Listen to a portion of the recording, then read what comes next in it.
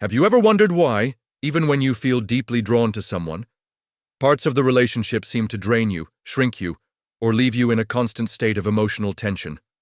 Why, despite the love, the connection, or even the intense chemistry, some relationships feel like invisible battlegrounds, where the war isn't against the other person, but against yourself? Today, we're diving into one of the most profound and complex questions in romantic relationships between men and women. The unconscious patterns we keep repeating without realizing it, the psychological games that sabotage true intimacy, and what Carl Jung's lens can reveal about all of it. Stay with me until the end, because what you're about to hear isn't just information, it's a mirror. And it might just be the beginning of your emotional liberation. Before we begin, if you're someone who seeks inner growth, conscious love, and deep transformation, subscribe to this channel, like this video, and share it with someone else who's on this same journey.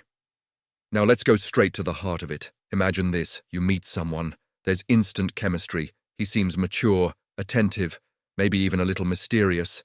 The conversation flows effortlessly, the connection feels different. And soon you start thinking, maybe this is the man who's finally not like the others. But then something starts to shift, subtly at first. He disappears for days without explanation. Then he reappears, acting like nothing happened. He makes jokes that cut a little too deep, but laughs them off. When you express how you feel, he says you're being too sensitive. And just when you're about to pull away, he shows up with flowers, sweet words, and that familiar smile. You start asking yourself, is it me? Am I overreacting? Am I projecting things that aren't really there? And this is exactly where Jung comes in. Carl Jung spoke of the anima and the animus, the inner masculine and feminine archetypes that live inside each of us. He believed we don't fall in love with people for who they are, but for what they represent in our psyche. In other words, what you feel may not be real love. It may be the activation of an inner symbol. It's the unconscious mind responding to the illusion of completeness. But what happens when that symbol is distorted? What if you're falling for a man who doesn't actually see you, but reflects your unhealed wounds? That's one of the biggest traps of unconscious love: idealization. Jung once said, "The meeting of two personalities is like the contact of two chemical substances. If there is any reaction, both are transformed. But for that transformation to be healthy, both people need to be willing to face their reflection." And the truth is, many men aren't. And let's be honest, many women aren't either, because facing the reflection means facing the shadow. It means confronting the part of you that still fears abandonment, the part that inherited emotional patterns from your mother, the part that still aches from your father's silence, and the part that secretly longs to be rescued. An unconscious relationship is a silent contract between two shadows that recognize each other. That's why some relationships start out fiery and passionate, but end in emotional exhaustion. That's why even strong, intelligent, self-aware women can find themselves stuck in dynamics that make them shrink. But here's the truth: you are not alone. And more importantly, you are not doomed to repeat this cycle. Let me paint a picture. Imagine your psyche as a dark house. Each room holds a different part of your soul. In one room, there's the little girl who was never validated. In another, the woman who learned to take care of everyone but herself. And in a hidden corner, there's the deep, unspoken desire to be saved. Now imagine a man walks into that house. But instead of gently turning on the lights, he barges in and stirs everything up. He opens doors you didn't even know existed. He touches what's most sensitive, and then he vanishes. You're left in the dark, confused, wondering what just happened. That, my love, is projection. Jung taught us that we project onto others what we haven't yet accepted in ourselves. The love you think you feel for this man may actually be the love you still don't know how to give yourself. And here's the kicker. Emotionally immature or manipulative men often sense that emptiness. It's not just attraction. They can feel your hunger for validation, and they feed off of it. I know it's painful to hear that, but this video exists for one reason: to break the spell. You are not here to be chosen. You are here to choose. You are not here to fix a man. You are here to heal yourself. When you start recognizing the patterns, men who disappear, who belittle you, who make you doubt your worth, you begin to understand these aren't accidents. They are messages from your unconscious, warnings, mirrors. The issue isn't love. The issue is calling something love when it's actually a contract of pain. And the healing begins with one simple question. What part of me is this man activating? What wound is he touching? Do I feel seen or simply used? Am I loved or just tolerated? Can I be whole, or do I have to split myself to fit in? These questions aren't easy, but they are necessary, because each answer pulls you closer to yourself. And the closer you get, the less willing you become to tolerate relationships that drain you, manipulate you, or confuse you. You begin to understand something sacred. Love is not chaos. Love is clarity. Love is not anxiety. Love is safety. Love is not butterflies in the stomach. Love is peace in the soul. And once you understand that, may you change. And once you change, the kind of man who's drawn to you will change too. Let's go deeper. Most women think they're looking for a good man, but what they're really searching for is emotional resolution. A way to close the loop on every moment in their life where they felt unseen, unheard, unloved. So when a man walks in with just the right combination of charm and distance, confidence and inconsistency, power and aloofness, something ignites inside her. It's not just attraction, it's a spark from the past. A part of her nervous system whispering, "This feels familiar," but familiar doesn't always mean safe. Trauma doesn't always show up as fear. Sometimes it shows up as excitement, as butterflies, as obsession. Jung called this the return of the repressed. Everything you suppress, your needs, your pain, your unmet longing, comes back dressed as love. That's why you stay longer than you should. That's why you justify his silence. That's why you replay his words at night, hoping to decode them, because your mind is trying to make sense of something your soul already knows. This isn't love. This is a mirror. Let's talk about one of the most dangerous illusions in relationships, potential. He's not present, but he could be. He doesn't fully commit, but he might one day. He says hurtful things, but he has a good heart underneath. Let's be honest. How many times have you held on to a man's potential while slowly losing your actual self?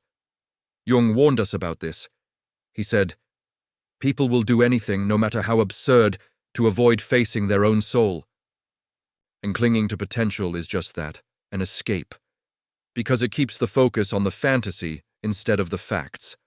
The fact is, if a man is emotionally unavailable, inconsistent, or manipulative, it's not your job to fix him. Your job is to ask, why am I drawn to someone who makes me feel small? Because here's the truth. You're not addicted to him. You're addicted to the emotional pattern, to the drama, to the highs and lows that mimic what love looked like in childhood. Unpredictable, conditional, always just out of reach. This is what Jung meant when he talked about the complex. A complex isn't just a thought or a mood, it's a living system inside of you, a cluster of emotions, memories, and beliefs that hijack your behavior. And when you meet someone who activates that complex, it feels like destiny, but it's not destiny, it's programming. Here's where it gets deeper. Many women carry the wounded feminine archetype. This is the inner narrative that says, I need to be chosen to have value. If I just love him enough, he'll finally change. His approval defines my worth. These beliefs don't come from nowhere. They come from years of being emotionally starved, from being taught to prioritize everyone else's needs, from living in a culture that romanticizes struggle in, so you overextend, you forgive too soon, you explain yourself over and over, you betray your own boundaries in the name of compassion. And what do you get in return? Breadcrumbs. Attention only when it's convenient for him, apologies without change behavior, empty promises that keep you hanging on. But the scariest part, you get so used to the crumbs, you start calling it a feast. And that's what emotional starvation does. It lowers your standards until survival starts to feel like love. But hear me, you were not born to beg. You were not born to twist yourself into a smaller shape just to be accepted. You were not born to carry the emotional weight of two people in a relationship. You were born whole. You were born worthy. And somewhere along the line, you just forgot. Now let's flip the script. Let's talk about what happens when a woman remembers who she is, when she heals the wounded feminine and activates the divine feminine. This is the version of you who no longer chases, she attracts, she doesn't settle, she chooses. She doesn't abandon herself for love, because she knows that any love requiring self-abandonment isn't love at all. The divine feminine is not just soft, she's fierce. She doesn't scream to be heard. Her silence speaks volumes. She doesn't compete for attention. She walks away from confusion. She doesn't try to fix a broken man because she knows it's not her responsibility to be someone else's rehab. This woman doesn't seek a man to complete her because she's already whole. And from that wholeness, she creates relationships that are built on reciprocity, emotional safety, and conscious love. You might be wondering, but what if I've already given too much? What if I've already stayed too long? Let me tell you something beautiful. Awareness is the beginning of power. The moment you become conscious of a pattern, you are no longer trapped by it.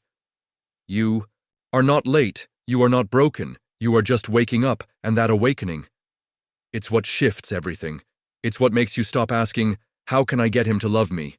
And start asking, why have I forgotten to love myself? It's what makes you stop trying to fix what's toxic and start creating space for what's sacred. So if this resonates with you, take a breath, close your eyes, and know this. The love you're looking for isn't out there, it's within you. And when you remember that, you stop settling, not out of anger, not out of bitterness, but from a quiet, holy place inside that finally whispers, I'm ready to come home to myself. There comes a moment in every woman's life when she stops asking, why didn't he love me? And starts asking, why did I keep choosing someone who couldn't? That moment is not weakness. It's a portal, a passageway into radical self-awareness. Because the truth is, you weren't drawn to him by accident. You were drawn by a deep, unconscious wound. A part of you that confused inconsistency with intensity. A part of you that mistook the anxiety in your chest for the flutter of love. A part of you that still believed love must be earned, but let's be clear, love that must be earned is not love. It's performance. It's survival, and survival is not a foundation for intimacy. Jung believed that the unconscious mind seeks wholeness, so we repeat patterns. We attract familiar pain, not because we're broken, but because our psyche is trying to resolve something, trying to bring the shadow into the light. What is the shadow? It's every part of you you've hidden, denied, or suppressed in order to be accepted. Your anger, your needs, your power, your sensuality, your boundaries. And here's the wild thing. The people who hurt us the most often mirror the parts of our shadow we haven't owned yet. That emotionally unavailable man, he reflects the part of you that's also unavailable to yourself. That man who ignores your needs, he mirrors the part of you that has ignored your own needs for years. It's not about blame. It's about clarity, because when you stop asking, why did he treat me like this? And start asking, why did I allow it? That's when healing begins. Not the kind of healing that's cute and Instagrammable, but real healing. Ugly crying on the bathroom floor healing. Writing unsent letters healing. Screaming into pillows and lighting old journals on fire healing. The kind that strips you down and rebuilds you, not into someone else, but into who you were before the world told you to be quiet. Let me ask you something. When did you stop trusting your intuition? Was it when they called you too emotional? Or when someone told you to be the bigger person one too many times? Or maybe when every time you spoke your truth, someone you loved walked away? You learned to silence yourself to stay connected. But connection that costs your voice is not connection. It's control. And the journey back to yourself? It starts by making a promise, a sacred, unbreakable vow. I will never abandon myself again. Because once you make that promise, you start to notice things. You notice how your body tenses around certain people. You notice the way your energy drops after certain conversations. You notice how your heart whispers, no, even while your lips say yes, and then you begin to choose differently. You stop explaining your worth, you stop negotiating with red flags, you stop making excuses for someone else's lack of effort, you start honoring your inner knowing. You start building boundaries, not walls, but clear, compassionate boundaries that say, this is how I deserve to be treated. And I will no longer stay where that is not possible. This is not bitterness, this is emotional maturity.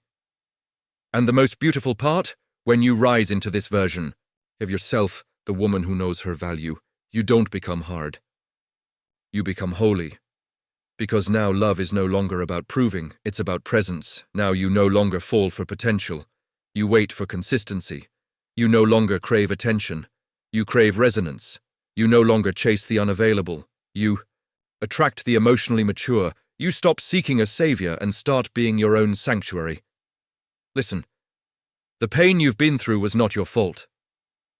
But the healing, it's your responsibility, and healing doesn't mean you'll never feel the ache again.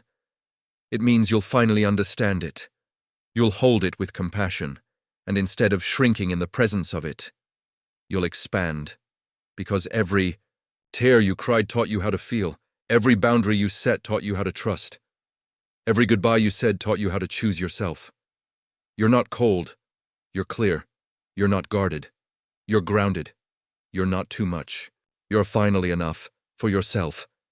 So let this be your reminder. You don't need to be chosen to be valuable. You don't need to be perfect to be loved. You don't need to keep reliving old wounds to find meaning. You are already whole. And when you truly embody that wholeness, love will no longer be about rescue. It will be about reflection. Two souls meeting each other in truth, not to fill a void, but to amplify the light. And if you're not there yet, that's okay. Just keep going. Keep coming back to yourself. Because the relationship you're seeking will never require you to lose who you are. And the man you're meant for, he won't dim your light. He'll mirror it.